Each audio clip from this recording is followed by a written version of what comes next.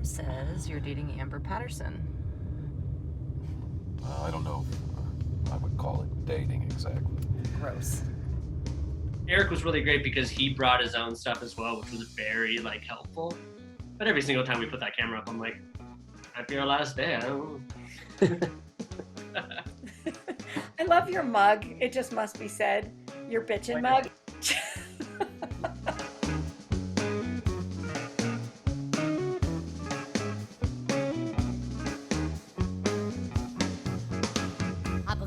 But of course, there's a huge amount of trust that I had intrinsically in working with a professional crew.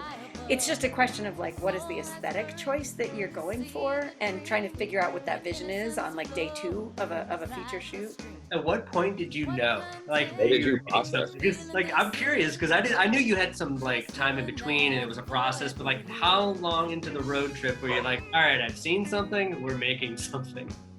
I never saw, in Colorado, I saw one set of dailies from one day in LA. And that was it? And that was it. And after 3 weeks out of the 5, we said, you know what, don't charge us for this. When Obi-Wan tells to put aside the computer and just trust the Force. Because I was like, well, we either have it or we don't. So I would say you definitely take that into account, especially when you're dealing with for instance, the car scenes. Each one of those was a very specific look, idea, and you can't really mess around.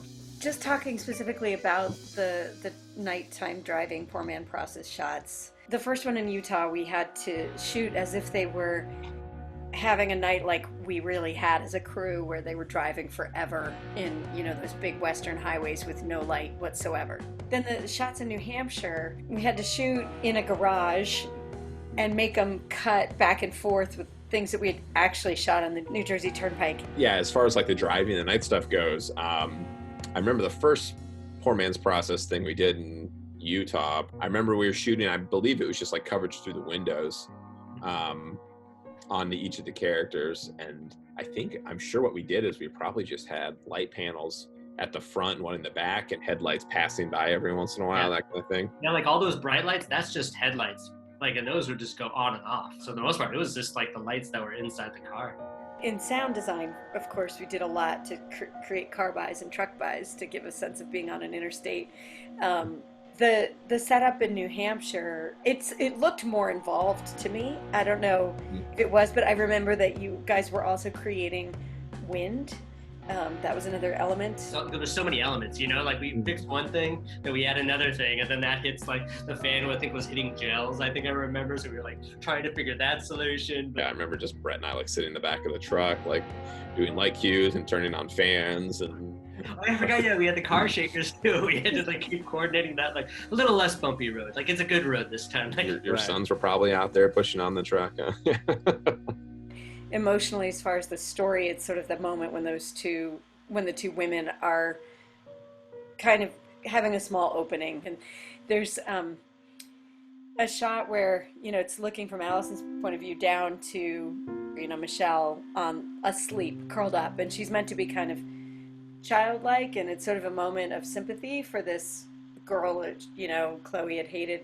And the lighting of that shot, I love it every time I look at it. And I love the contrast to the earlier moment, because those two moments are supposed to really speak to each other in the film.